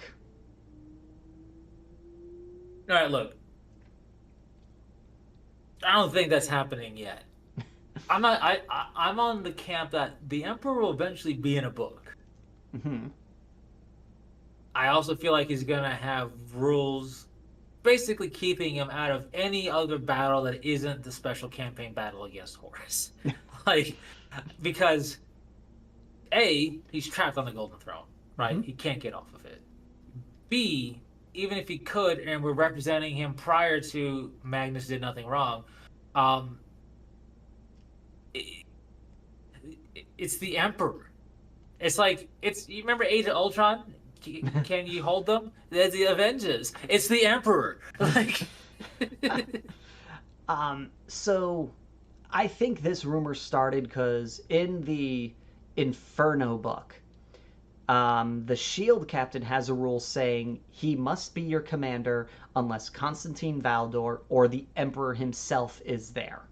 So there was talk that they were going to put the Emperor in the game, but then tragedy had struck and they lost their lead developer, and that's when they pushed out the last remaining stuff that they worked on, and then they rebooted the whole thing, and they took that rule mentioning the Emperor out, and it just says Constantine Valdor.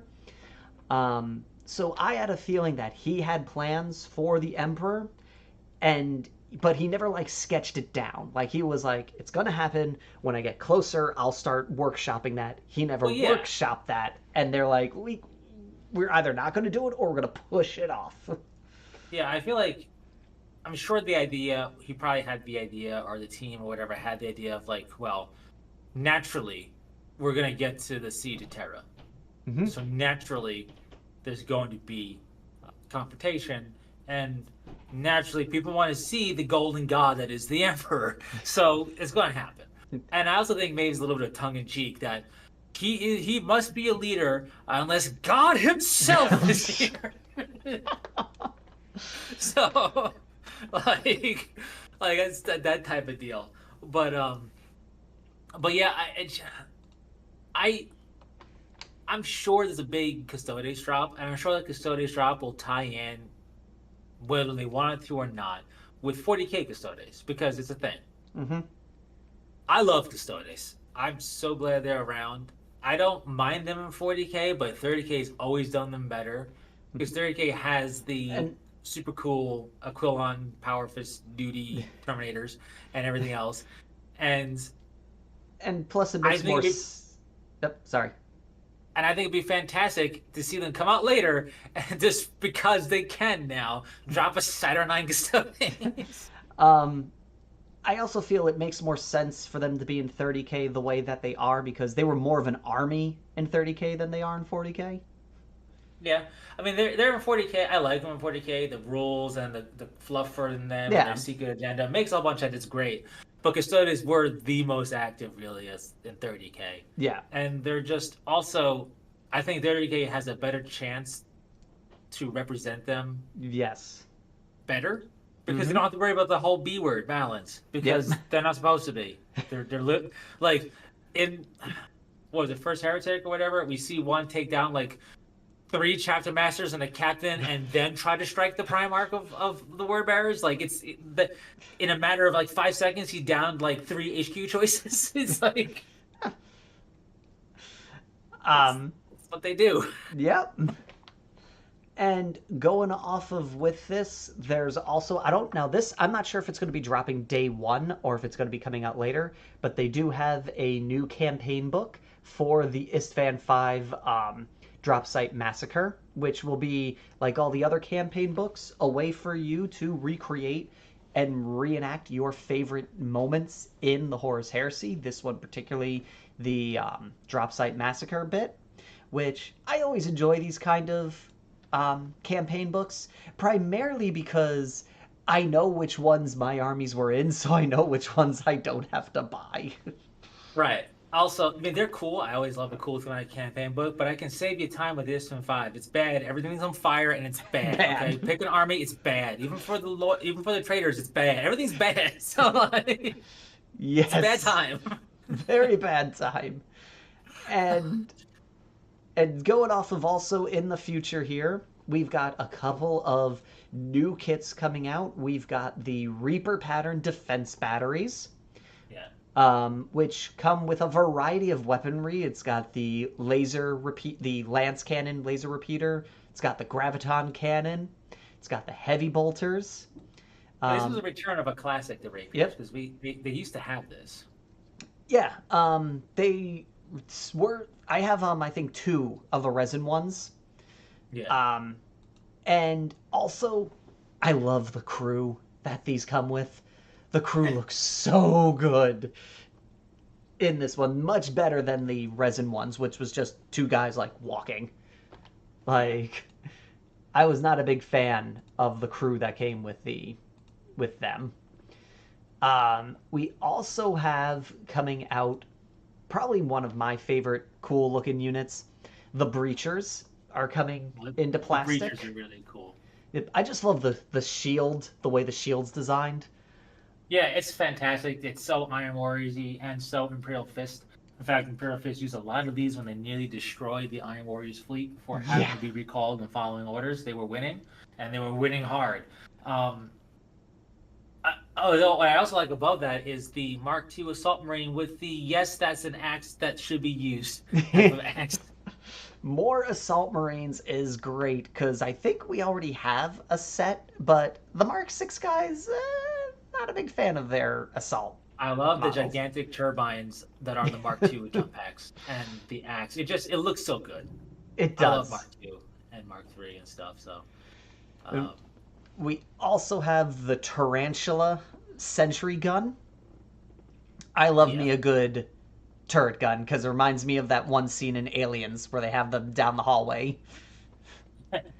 And this comes with a variety of options. It comes with a las cannon, heavy bolter, multi-melta, and my personal favorite weapon in 30k, the Volkites. Volkites are my favorite Astartes gun.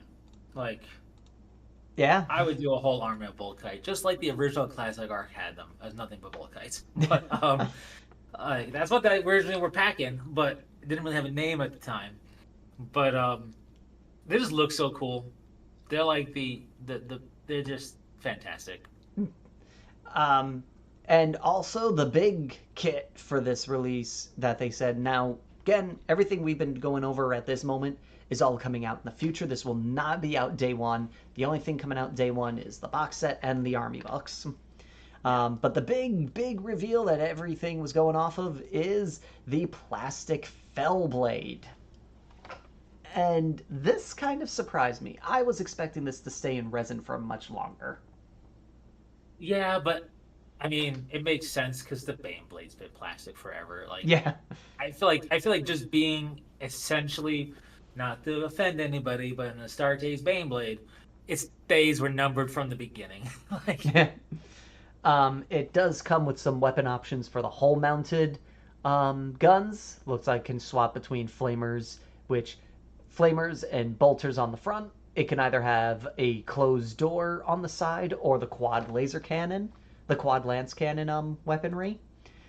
Like I said, it looks like this doesn't turn into the other variants of the Fellblade. It's just the generic one. It doesn't have I think it's called the glaive. The one with the double. Yeah, the one with the plasma cannon. Oh yeah, I know what you're talking about. Yeah, it's either the glaive or the falchion or something. I forget what it's called. The Fellblade has some ridiculous variants, and like I think just this should like don't give horse in the mouth, people. This is a plastic Fellblade. No, enjoy it. It looks really freaking cool. Funny enough, like just a quick funny story: the Kratos battle tank, which is basically the size of a Fellblade. Yeah. I got that for my Thousand Suns, going, okay, I've got a Macedon for my Dark Angels, I need a Super Heavy for my Thousand Suns. Oh, this cool new tank, the Kratos, I'll get that.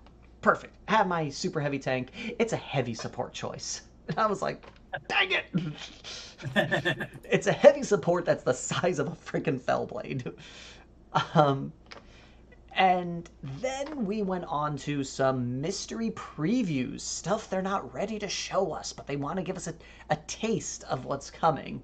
And first that they showed us is it's a Guardian Spear. I wonder what that could be. Yeah, I think the first they showed us was some mechanical stuff, but Yeah, well, I'm going off of just what I have listed here. yeah, but I'm just like everybody knows what it is, but it's more the implications about it. I think my only guess is I think they're going to turn the dreadnoughts into plastic. No, the really big ones, because doesn't one of them have a Guardian Spear? I forget. I think so. And it could also be the I forget what they're called. I do wonder if this is because the Guardian Spear from Forge World in the Inferno book or whatever, or one of those books, which one ever I have, has different options for ranged equipment. Yes. It's not just a bolter. Yeah. This might be that. This might be plastic versions of being able to not just have the classic bolter. That would be cool. Like an upgrade kit. Which also, speaking of, and I really appreciate GW continuing this trend with 30K, all the new weapons in the Mark II kit are compatible with the Mark III, Mark IV, Mark VI, and all of the stuff that came out for Mark IV, Mark III, Mark VI is compatible with the Mark IIs. So I really appreciate that. This feels like they're trying to... It feels like a preservation and almost like an apology letter for all of the clamshell. Like, I feel it's going to be a while until Horus Heresy gets that, if it ever does. Mm-hmm. I gotta be honest, when Horus Heresy first became a thing that was getting popular with the novels and that stuff coming out, I thought it was going to be a flash in the pan. Like, a big flash in the pan. But I figured the novels would have been finished, a decade ago. 50 books later. Yeah, and I expected at best some squad upgrade bits for each legion, not Primarchs, and not whole units, and not a whole book series. So like, I'm surprised at how much traction this continues to receive, and I think part of that is how it truly started. I think GW understands that, yeah, they made the lore, but it's the fans that started Horus Heresy as a game, really, because we started converting up stuff back in the day. I mean, I did it for Thousand Suns, I did it for Deathwing back in the day, where we just converted it up. Had nothing to go off of aside from art and bits. And I think they realized that's what really made it go. And people got into the novels, and then they did the converting up, and it grew. And I think they're like, okay, part of people love that style of doing stuff. And I hope a part of me is my hope is that a part of them is like, well, profits, right? Buy more kits, do more bits, and whatever. Apologies for all the clamshell that they've been doing, even though it looks fantastic, and also like acknowledging, yes, this is going to give you so much potential. I think it's also on the flip side, people appreciate bits, as you say, and making it where basically if you sell bits that are universal, that'll sell way more. Oh, so absolutely. I love the idea that they're like, okay, like their weapon packs are so good because it's like, wait, I get a bunch of weapons and they work on any of those kits. I don't have to go out and buy a new kit. I already have the kit that it works with, and that is something I really appreciate that they did with these guys. Absolutely, that's just going to sell more of them. And I know I harp on the clamshell. I love the Primaris kits. That's a big one people harp on because he went from fully modular Astartes to clamshell ones. But we also have to appreciate, even in clamshell situations, and with these kits too, on top of having those extra like conversion packs you can buy, the sheer amount of extra bits in a kit, like you have so many head options and like other like potential range weapon options in kits. Even in the old Terminator kit, the old Terminator plastic kit before we got this newfangled stuff, it came with. So you could do a full, the assault one came with a full set of lightning claws, a full set of thunderhammer and storm shield, and storm bolted power fist because it was just an add-on to that. Like, you got a lot of extra bits too there. So even if you notice, let's say you are doing Mechanicum in 30K or something like that, and it feels a little bit more clamshelly, you're gonna have excess bits. It's just a guarantee. And speaking Which of I that, can't say for everything else, other games. You really can't yeah, say that, right? this is true. Like, And speaking of that, our next image that we got our preview on is a Mechanicum guy. Looks like a robot leg Skitarii trooper of some sort. yeah, I don't know much about Mechanicum to even guess what this could be. it could be that. I could be one of the other um, variants that we see on Skitarii. I don't think it's one of the variants of the things we've seen from Forge World because they're a bit bulkier than those legs look. I also am wondering. I mean, the gun is quintessential mechanical gun. It could be anything. It's retro future sci-fi 30s. So it's something mechanical, that's for sure. But one thing in over analyzing this image that I have done, it kind of looks like the I forget what they call them in 40K, but like the fast like infiltrating guys. But it also looks somewhat like the image that we see of the body with that arm in the front and almost like a grill on the bottom, almost looks like a skull, almost looks like an Iron Warrior's skull, but it's not. It's just a weird little grill. Yeah, like grill thing. Yeah. When I saw that, thinking it was something Iron Warriors-y or something, and I'm like, well, it's Mechanicum. Could we be seeing some Dark Mechanicum? We already have a Dark Mechanicum character, which is weird. It's the only Dark Mechanicum thing ever. For anyone that's wondering, it's the dude in the chair, the big giant like platform thing. Yeah, it's just like, and the thing is, when people I think I don't want to say people forget because I'm not the authority here, but like, but we forget is that Dark Mechanicum looked just like Mechanicum for a good portion of the beginning. Like you couldn't tell them apart, except one had scrap code corrupting everything and was killing your allies, and you're like, wait a minute, that's not supposed to happen. So that's how you.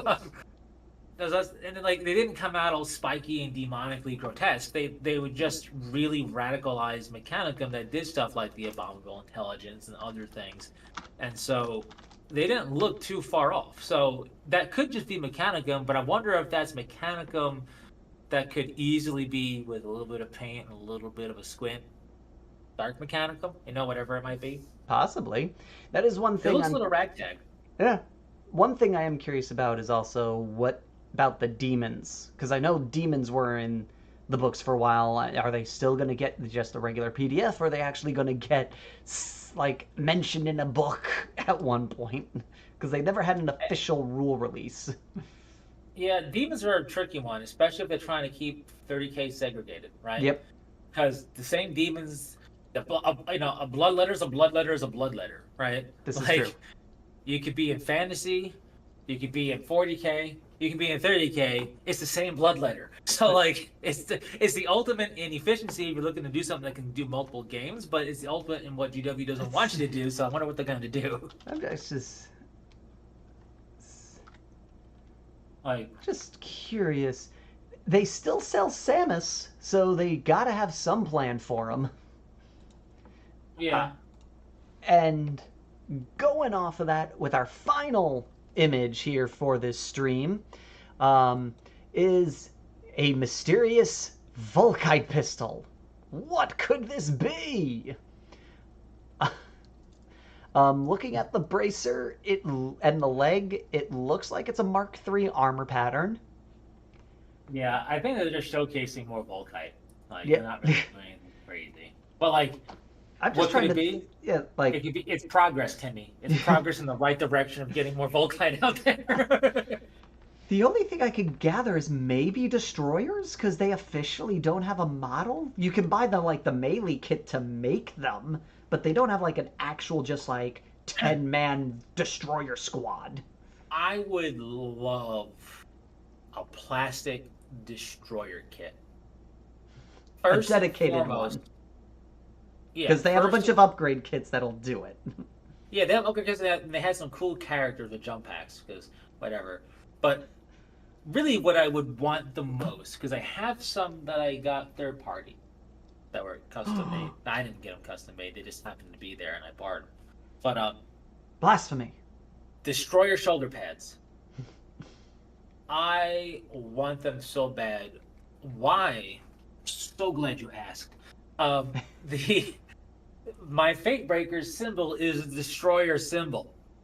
The Destroyer Squad symbol is their whole symbol, and it's such a hard symbol to find.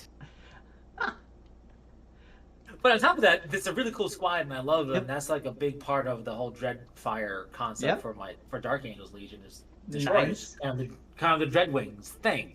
Yep. So like we have we have a whole special unit dedicated to them. Yeah. the Plasma Flamer dudes. And outside of having the Legion transfer sheets from Forge World, which have Destroyer transfers on them, it would also be cool to get some fancy Destroyer shoulder pads, like maybe with a skull in the center of it, or a skull around it, or on a 40Kify it. You know what I mean? Like 30K, Space Marine it up. Give me some cool Destroyer shoulder pads, because also the squad could be pretty cool. So I would love for that, and they definitely may use a bulkhead. They may use like everything that wasn't a bolter, basically. And they use bolters too. They may use bolt like pistols. Everything else. They love bolt pistols. Yeah, they use everything. Yeah, even a rock. But that would be cool if that is more than just showing us Volkite. It could be like, and the chunkier Mark IIIs and stuff were kind of what they showed them off in a lot. So yeah. Would be pretty cool. Be cool to see that. Be cool to see whatever that Mechanicum stuff is. I love Mechanicum. I don't want to say I don't love them. I love Mechanicum, but it's one of the things where like that's so cool. I really don't want to collect it but it's cool. You know what I mean? Like Mechanicum's Mechanicum's an army where they are really, really cool, but I have no interest in collecting them. I like appreciating them from afar. The closest I've ever gotten to Mechanicum is BFG. Yeah. I appreciate them from afar for sure. I love Tech Priests. Tech Marines are cool too. I really like some of the units that we see. Some of the Forge World vehicles are gloriously 30s. It's fantastic. Like it's so retro future style. I love the style that Mechanicum has to it. But my biggest problem with them is I think for 40K side is the Electro Priest. I can't stand them the way they look. Yeah, they're kind of silly. I feel like they should be less arcane feeling, more techy. But anyway, it's one of those forces where it's like that's so cool, and I would love. And I had painted up some Skitarii. I was like, oh, I'd love to convert stuff up for Mechanical. Then it's like, yeah, but I wouldn't actually want to collect them though. It's like it's and too much. Alrighty. So overall, what is your thoughts, opinions overall on this preview that we had?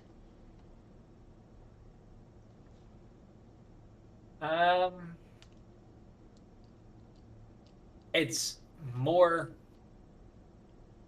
of being angry at GW, but a nerd angry appreciatively. And what I mean by that is, why couldn't this have been around when I got started? I will admit, if this was out when I started, I would have way fewer armies. Oh yeah. 100%. I would have, if this came out when I started, it would be 30K Thousand Suns, 30K Dark Angels, 40K Eldar, and that's it. That would be it. Yeah, I think it would be 30K Dark Angels and Thousand Suns, potentially something else because all the legions are cool. I tried doing a kill team squad of Death Watch, and then like Necrons and Tau, and it wouldn't even be like it would be like the 8 of Farsight and then Necrons. Like that would be like it. It's so frustratingly cool to see this stuff because this is what we dreamed of when we got started. Yeah. Especially, it's like, oh, these bomb rolls are cool. I heard about all this cool stuff. If only it was supported. I remember before even getting an army, I have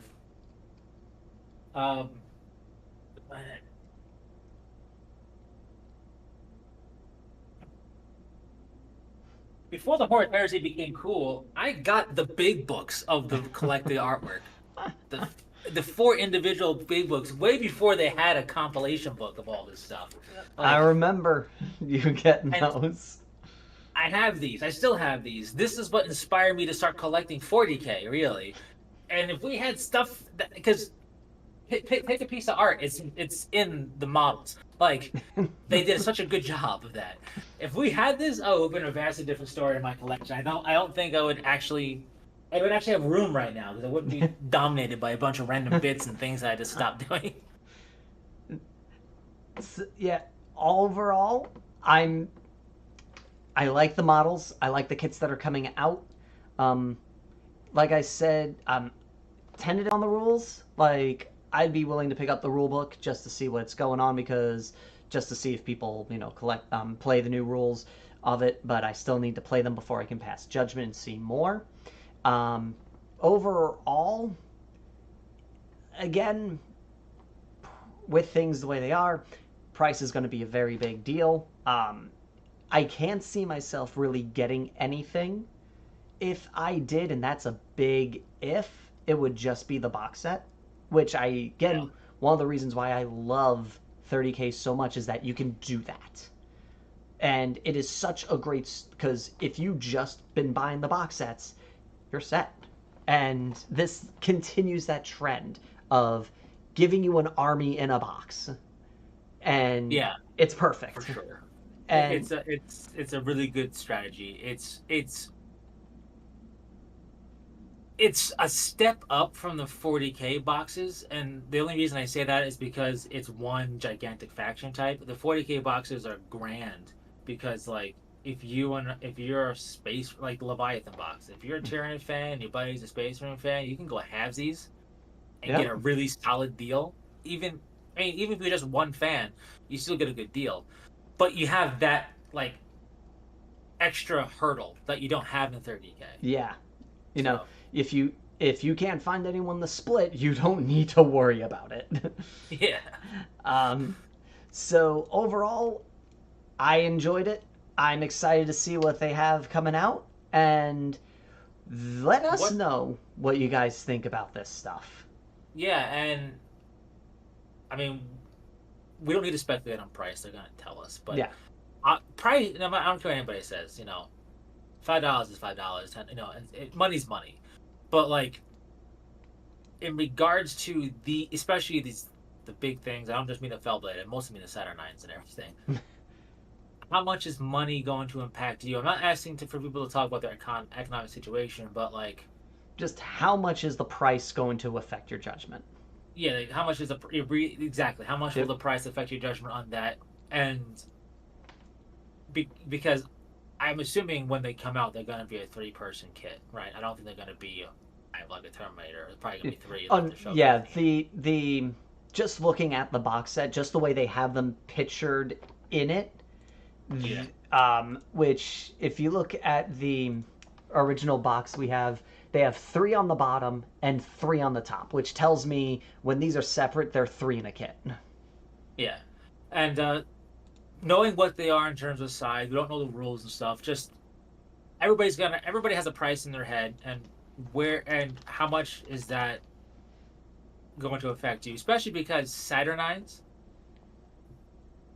there's nothing 40K to proxy with that, except if you're gonna do Rain Centurions, because screw those things. Yes. But but Let's- but but aside from that, you're really kind of stuck with this just for 30K. So it's really, I think this more so than other Terminator kits is gonna really play in people's minds of the price tag, Mhm. just because price is important. Although I think it's a fantastic palette to practice freehand because his shoulders are gigantic and you can really get a little bit of extra swing in your stroke there because you don't have to worry too much. But yeah, I just, outside of the box set though, of the speculative stuff and the stuff we know how it's coming, let us know what your favorite thing of the future is to be. Like, if that Vault kit turns out to be like a destroyer upgrade kit of shoulder pads and weaponry, that's probably gonna be my favorite. But, like, there's a lot of cool stuff coming. Tarantulas and rapiers and a fellblade. So which one of those, if the box set never existed, which one of those would you get? If let us know down in the comments section. We would love to hear from that. And again, going off of just real quick aside here, with Mr. Pablo Deuce stuff, I will talk to Matt about maybe doing something involving analog horror, because I know he's huge on that stuff. So maybe I can get him to do like a top 5 or something. Yeah, I find it very interesting, and I find that interesting, and the very concept of astrophobia interesting, and I know they come together a lot. I mostly find it interesting because I never once looked at space and had terror. I always look at space and go, man, I wish I could breathe in space. I'd float out there and I'd just do all the cool stuff. I don't know. I mean, if a space marine shows up at my doorstep, that'd be pretty terrifying. Yeah, but that's not space. That is space.